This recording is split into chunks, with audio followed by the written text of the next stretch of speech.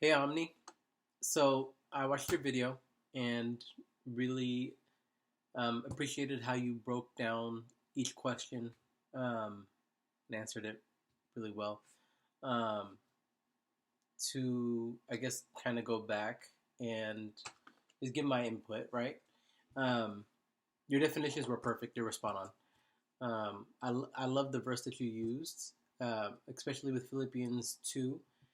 I don't think the verses have to pertain exactly to social justice, but there are scriptures that reflect that our God is, or God of the Bible is, um, an advocate, right, for all people, and so. But it was great verses that you offered in Ephesians and again in Philippians. um, I think listening is the key, by the way, to anything.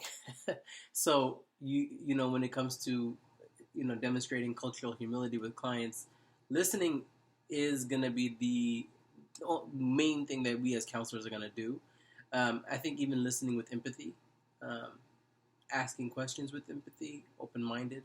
While listening is engaged listening is what I'm thinking about, because listening we could hear someone versus like um, totally hearing, listening, understanding. And so, we definitely learned some skills, I think a week ago or 2 weeks ago, about that, and how to do that. And something that I would love to know about you is, in what ways um, have you experienced, a cultural humility on your behalf, maybe? At what points have you seen someone make that effort?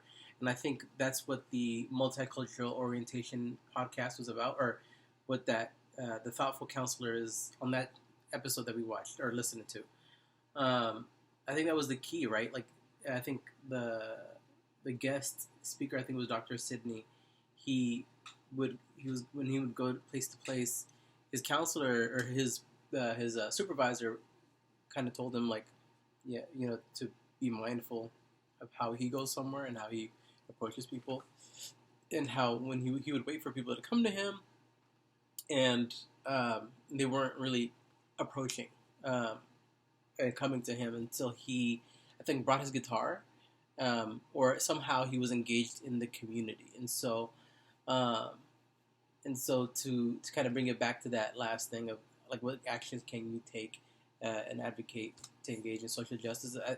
I think there are certainly, it's definitely about being involved, right? And so, in what ways, uh, I think as a woman, and as a person of color, I'm sure you may be able to speak to that a little bit more specifically and uniquely.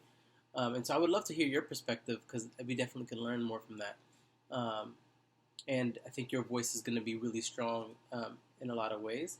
And so, but yeah, thank you for sharing. And it was a great chapter. Well, we read two chapters, but this was a good chapter to read. Um, and so, hope that we get to complete this journey together as a class. So, have a good day.